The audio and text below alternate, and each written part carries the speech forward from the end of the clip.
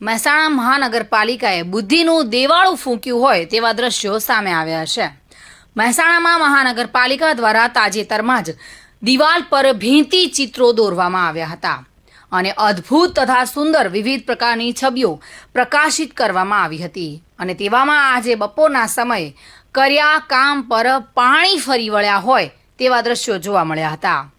મહેસાણાને જોડતો 1 અને 2 બંને માર્ગ ગોપી નાળામાં પસાર થાય છે। જોકે આ ગોપી નાળું મહેસાણાને જોડતું નાળું છે અને તેમાં ગણતરીના દિવસો પહેલાં જ ભીંતી ચિત્રો દિવાલ પર કરવામાં આવ્યા હતા।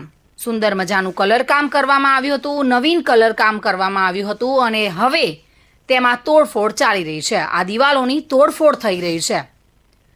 જોકે આ મહેસાણા મહાનગરપાલિકાનું ગોપી નાળાનું કામ પહેલાં કલર કામ કર્યું હતું અને હવે તોડફોડ થઈ રહી છે।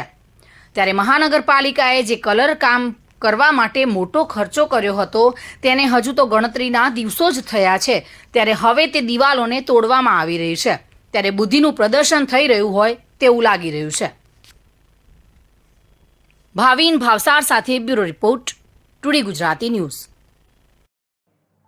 આ સમાચાર આપને કેવા લાગ્યા? ટુડે ન્યૂઝને લાઈક, શેર અને સબસ્ક્રાઇબ કરો।